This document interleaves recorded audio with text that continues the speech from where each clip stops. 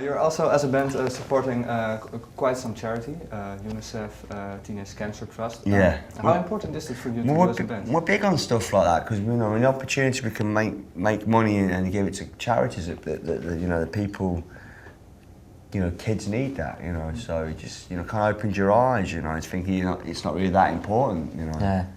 I mean, when you say if you just you work at McDonald's or whatever, and you're an individual and you want to make some money for a charity, you can go out and you make a couple of £100. Do you know what I mean? And they work hard and they make a couple of £100 for Teenage Cancer Trust. We can go out and because of our name and the profile that we've got, we could just do one gig and we can raise £100,000 for the charity. So Kasabian is a tool for kind of just, when it comes to charity work, is a tool for just, raising the profile and getting as much as we can. Roger Daltrey set up the Teenage Cancer Trust gigs at the Royal Albert Hall, and we played that probably 4 or 5 years ago, and then ever since then we've had a good relationship with Roger Daltrey and the team at Teenage Cancer Trust. So now we're patrons of the Teenage Cancer Trust at Leicester, where we live, because they've set up a small unit there. So it's just, it makes it much easier to raise a lot more money, do you know what I mean? It's kind of easy and it's a no-brainer, because if you're going to do it, you may as well do it for a charity, do you know what I mean? It's just nice, more than anything, to just, there's a lot of people suffering out there, Yeah. It's just, just to do that's great, And we're so privileged to do, we're living every person's dream, and I'm living my dream and he's living his, and like he says, there's some people who can't even get to that potential because they've been struck down with whatever, so it's... Yeah. Like, it's just a good thing to do, Yeah. And I'm big on stuff like that. So. When did you start thinking about such things? Well, it's right. It just wasn't. We were approached by adultery, and it was just like you just opened your eyes up to people that are less fortunate in the world, and that's why we do it. Is it important these days to be socially engaged as a band? Because in the 60s, 70s, that was it was an important thing in music. Is that still the case, or? Well, I don't know. Is that still the case? Yeah, of course it is. I think of course it is. Yeah, of course we are. We're very, like I said, we're big on stuff like that, Okay.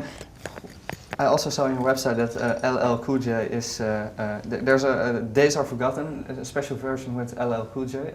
How did it happen?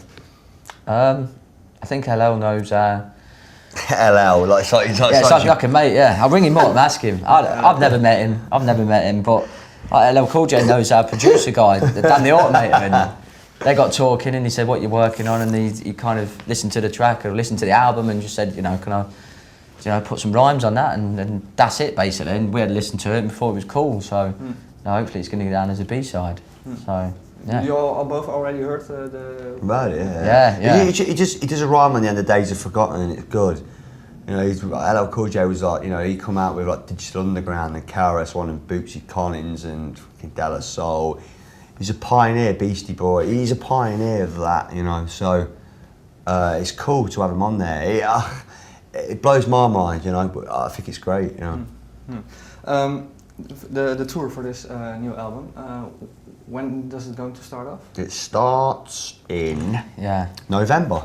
Yeah, properly starts. It? Yeah, we're doing festivals over the summer, and then kind of start of November we basically come to Europe and do gigs around Europe, and then December we've got a tour in UK, and then we've got January's a tour in we're just early next year, the first kind of January, February, March of next year.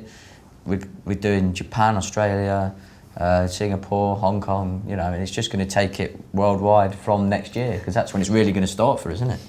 Yep. It started yet, and we're already knackered. So, it's only a good thing that we're doing so much, Yeah. Well, you've come here now to the Netherlands for some promo. When you're both in an airplane flying towards here, what do you discuss with each other? When we were on a plane? Yeah. That we're not going to die.